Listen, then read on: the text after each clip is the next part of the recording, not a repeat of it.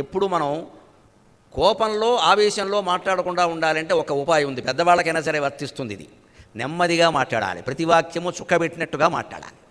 ఇంట్లో కూడా కాస్త కంఠం పెరిగిందనుకోండి, వాల్యూమ్ పెంచడం అంటారే, పెంచేసి ఆవేశంలో మాట్లాడామనుకో వాక్యంలో వాక్యం కలిసిపోయి ఏమొస్తుందో తెలియక మనసులో ఉన్న ఆలోచనలన్నీ బయటకు వస్తాయి, కొంపలంటుకుపోతాయి.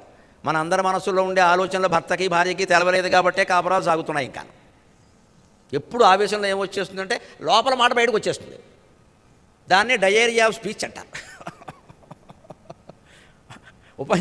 వాగడం విషయంలో అతిస్రావం అనమాట. ఇంకా ఆ వేగంలో వస్తుందండి. నెమ్మదిగా మాట్లాడండి.